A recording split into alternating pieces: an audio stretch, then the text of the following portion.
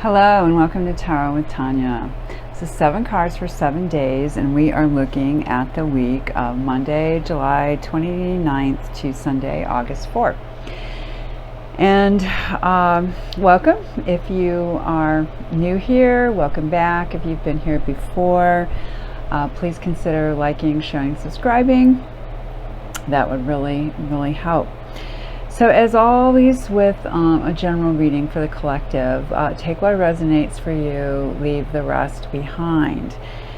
And part of the goal here for the channel is helping people develop their own intuition. So that's a pretty easy, good way to work with that.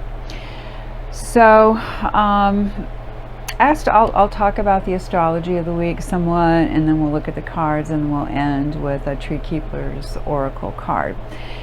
So on Monday, we have the moon in Taurus, the good, earthy, stubborn, sensual, beautiful Taurus energy. So good for practical kinds of things. Earthy, as I believe I mentioned, and we end our week that Sunday with the moon in Leo, and that's where we get the drama, the creativity, the working with children, things like that. Favors actors, romances, and so forth.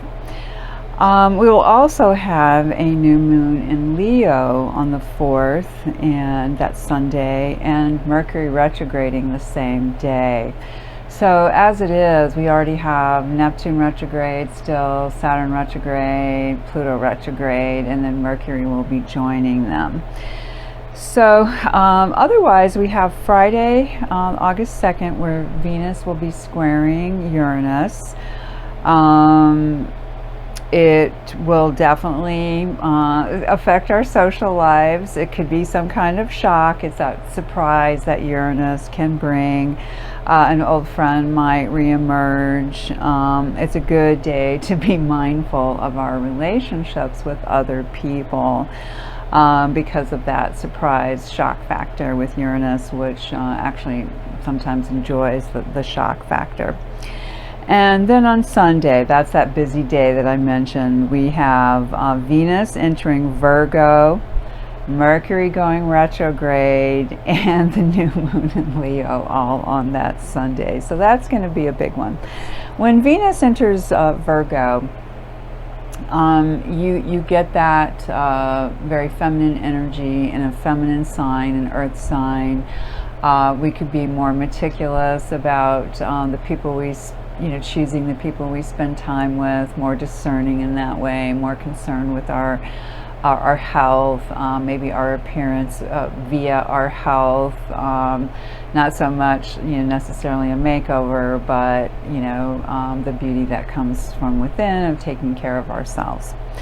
So again, that's our astrology for the week. Of course, we're still with the sun in Leo overall. And the cards I'm using are the Morgan Greer deck, and what I would say about this week's spread is there are a lot of pairings going on, so that to me indicates we're probably in another phase of doing balancing work. So that could look different for each person, what brings you into balance. And we start with the High Priestess. So we have 2 majors, we have 2 people cards, we have 2 cups, and 2 twos. So that's what I'm saying, a lot of that 2 energy. And of course she is a 2, the High Priestess. And talk about balance, she's got that crescent moon under the feet, her using it as a sort of footrest here, and that other crescent moon on her head, that's an echo, and then that full moon that seems to be at least above her head, behind it. So she holds a scroll, and that is about bringing the esoteric knowledge, bringing the invisible down to the earth plane and making it visible for others that we share life with.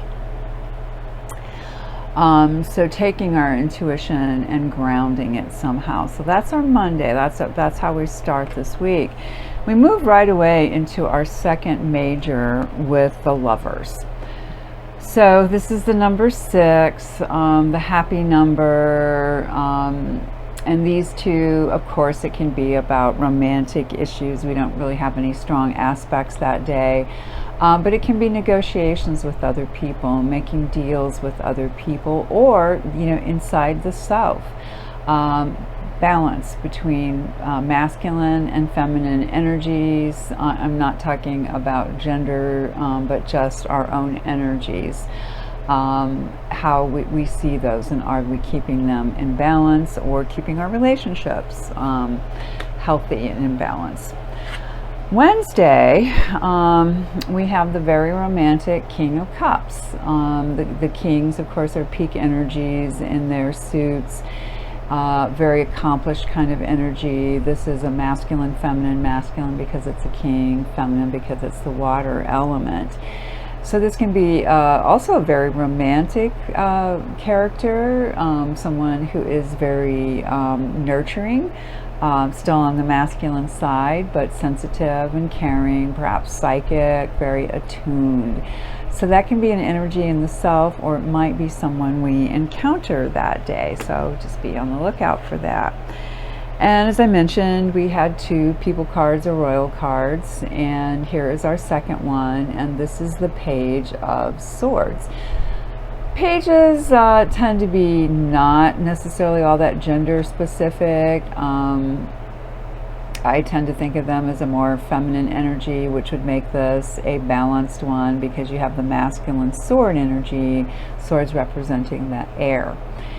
And this often is a messenger. Most of the pages are seen that way. So it can bring in a new idea, a new energy. And sometimes those energies can be used to like fight a mood. It's interesting to me that you have this sort of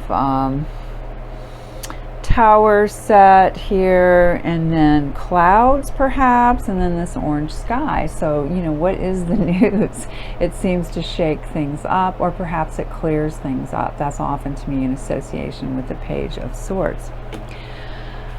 When we get to our Thursday, we get that second 2, as I mentioned, and this time we are talking about the discs. So the 2 of discs, or you might know them as pentacles, and now we've moved to the earth energy.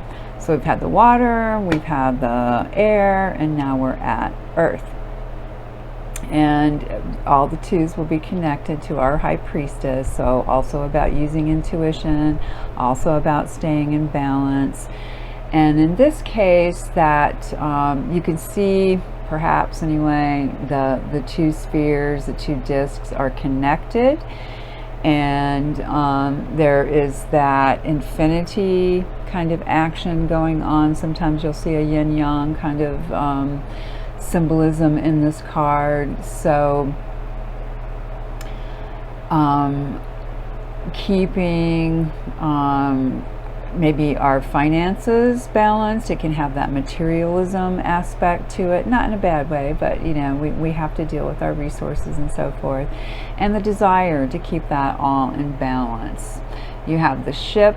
It's a little hard to see. It almost looks like a bird on his shoulder, but if you look closely on the horizon's edge there, you do have a ship, and it's a sail, and it's beautifully balanced in its own way too, just as are the feathers. There's a little bit of this lean in this direction, but then it all balances out with the rest of the visuals on the card.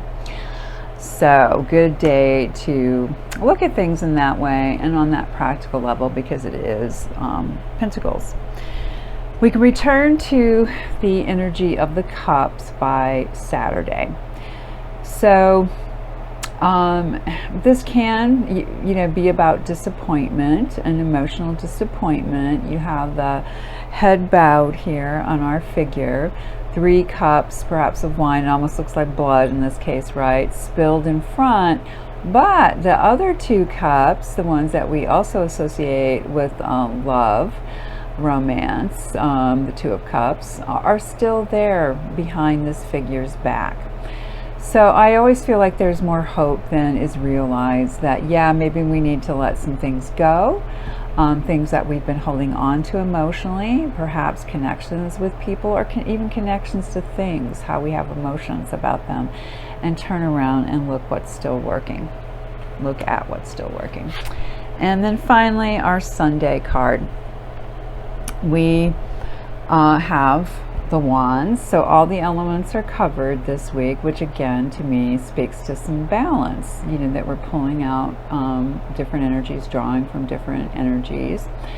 And the 4s connect to the Emperor, so very strong, very stable. Now this one often has connotations of celebration, and you see this sort of little portal that's set up here with the flowering vines, the greenery that's stretched across it, and kind of a castle in the background, some natural formations too.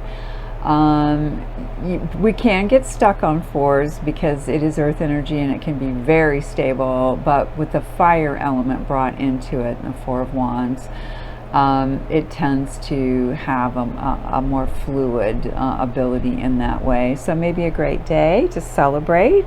I'll just remind everybody that Venus enters Virgo that day, Mercury retrogrades, and you know that can impact people in different ways. Some people hate it, some people don't mind it so much. I find that it has to do with what sign it's in for me. So it's going to be in Virgo and moving back into Leo. So that could help us be focused on our children, again focused on our health. Virgo, the health, the service, the practicality. Leo, the romance, the children, the creative, you know, visionary. So, you know, use that energy to your best advantage that day. All right, so we will finish up here with a Tree Keeper's Oracle card, and what came up for us today is the Keeper of Endings, and somehow that just feels so appropriate. You know, we've had some major shifts in the world recently, in the past week. Some things have ended, some things have begun, and so let's see what our little booklet has to say here. Keeper of Endings. The forest is a place of endings and beginnings, and no one honors the process of ending quite like tree keepers. They carefully watch for the signs of illness, decay, or death, tending what can be mended, letting go of what has served its purpose in the greater weave of nature's tapestry. The Japanese word akeru means to pierce, to begin, to end. Over and over, we are reminded that endings contain beginnings inside them, and the piercing of grief creates a sacred opening in our psyche where new life may pass through. I was walking with a dear friend last night, and the subject of vines came up, ones that can grow so thick, so strong that they can actually pull a tree down eventually. And my friend knew the reason for that, to make more light in the canopy so that the old can go and the new can come in. And when this card came up today, that's the first thing I thought about. That's a beautiful process, I believe. So finishing up, we need to mourn our endings and give the heart the space to process loss. But be careful not to tread too closely to despair, for while ending carries new life inside it, despair keeps us from seeing it clearly. So it's that it's processing the grief and then letting that go too. So beloveds, I'm wishing you the best week possible. Again, thank you so much for being here, and please do share, like, subscribe if you haven't already. And if you're interested in a personal reading, there'll be information below in the description box and at the end of the video. And I will see you again in 7 days.